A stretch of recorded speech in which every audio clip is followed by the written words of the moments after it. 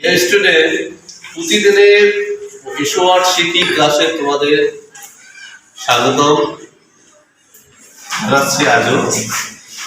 আজকে তোমাদের নতুন আরেকটি ওয়ার্ড দিয়ে কিভাবে অন্যান্য ওয়ার্ড আসে সেটা শেখাচ্ছি। এগুলো তোমাদের বেশিরভাগ ভাষায় চেষ্টা করতে হবে। তোমরা জানো ইউএস তে কি হয়? আস মানে আমাদিকে বা আমাদের, আমাদের বা আমাদেরকে। আচ্ছা, এই ইউএস এর সাথে যদি এ যুক্ত করি ইউএসএ, তাহলে হয় আমেরিকা। আমেরিকা আমেরিকা ছিল তোমরা বিশ্বের সবচেয়ে প্রভাবশালী দেশ আমেরিকা। আবার দেখো এই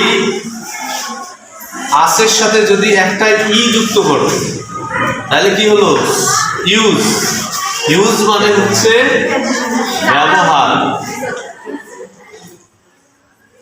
ব্যবহার বা সুবিধা। খালি ব্যবহার করলে ভুল হবে, তাহলে দেখো তো একটা শব্দ থেকে দেখো কিভাবে কয়েকটা শব্দ আসতেছে। আজ মানে আমাদের, এটা আমরা সবাই জানি। ইউ এর সাথে একটা এ যুক্ত করলে এটা আমেরিকা হয়ে গেল বা আমেরিকা হয়ে গেল ইউএস।